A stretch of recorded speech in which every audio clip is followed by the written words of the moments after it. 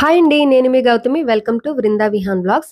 దసరా నవరాత్రుల సందర్భంగా అమ్మవారికి రెండవ రోజు ప్రసాదంగా పెట్టే పులిహోర ఎలా చేసుకోవాలో ఈ వీడియోలో చూద్దాము.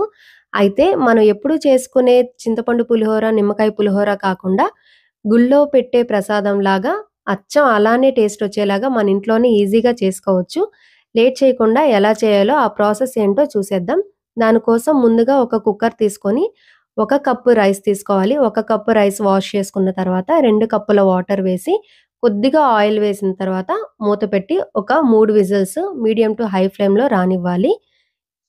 ఇప్పుడు ఒక బౌల్‌లో పెద్ద నిమ్మకాయ సైజంత చింతపండుని తీసుకొని, ముప్పావు కప్పు దాకా వాటర్ పోసుకొని, ఒక 10 నిమిషాల పాటు ఉడకనివ్వాలి. ఇలా ఉడికిన తర్వాత చల్లారనిచ్చి ఒక బౌల్‌లోకి ట్రాన్స్‌ఫర్ చేసుకొని, దాంట్లో నుంచి చిక్కటి చింతపండు గుజ్జుని తీసి పక్కన పెట్టుకోవాలి. ఇప్పుడు ఒక పాన్ తీసుకొని వేడైన తర్వాత ఒక స్పూన్ శనగపప్పు, ఒక స్పూన్ మినపప్పు, అలానే హాఫ్ స్పూన్ మిరియాలు వేసి లైట్‌గా వేయించిన తర్వాత, ఒక స్పూన్ ధనియాలు, పావు స్పూన్ జీలకర్ర, అర స్పూన్ ఆవాలు, అలానే పావు స్పూన్ మెంతులు వేసి దోరగా వేయించుకోవాలి. పప్పులన్నీ మాడిపోకుండా చూసుకోవాలి. ఇలా వేగిన తర్వాత 2 ఎండుమిర్చి వేసి ఒక నిమిషం పాటు ఫ్రై అయిన తర్వాత తీసి పక్కన పెట్టుకుందాం.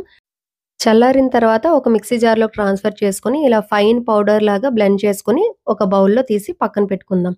ఈ లోపల మనకి రైస్ ఉడికిపోయింది. చూసారా ఎంత బాగా పొడి పొడిలాడుతూ వచ్చిందో. ఇప్పుడంతా ఒకసారి లూజ్‌గా చేసి చల్లారనిద్దాము. ఈ లోపల మనం తాలింపు ప్రిపేర్ చేసుకోవచ్చు ఈ పులిహోరకి. పాన్‌లో 2 టేబుల్ స్పూన్స్ ఆయిల్ వేడైన తర్వాత ఒక గుప్పెడు పల్లీలు వేసి లైట్‌గా ఫ్రై చేసుకుందాం. ఇలా వేగిన తర్వాత ఒక స్పూన్ శనగపప్పు, అలానే ఒక స్పూన్ మినపప్పు వేసి లైట్‌గా వేగనివ్వాలి. ఇలా వేగిన తర్వాత 5, 6 పచ్చిమిర్చి వేసుకోవాలి.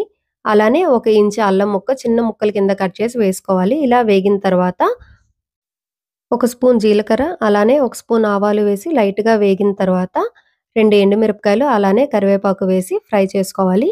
ఇలా తాలింపంతా వేగిన తర్వాత మనం ఆల్రెడీ పక్కన పెట్టుకున్నాం కదా చింతపండు గుజ్జు అది వేసుకోవాలి. వేసుకున్న తర్వాత ఒక నిమిషం పాటు ఇలా ఫ్రై చేసుకోవాలి. ఇలా వేగిన తర్వాత ఇప్పుడు దీంట్లో ఒక స్పూన్ పసుపు, అలానే రుచికి సరిపడా ఉప్పు వేసి కలుపుకోవాలి. ఒక 2 నిమిషాలు వేయించుకుంటే సరిపోతుంది.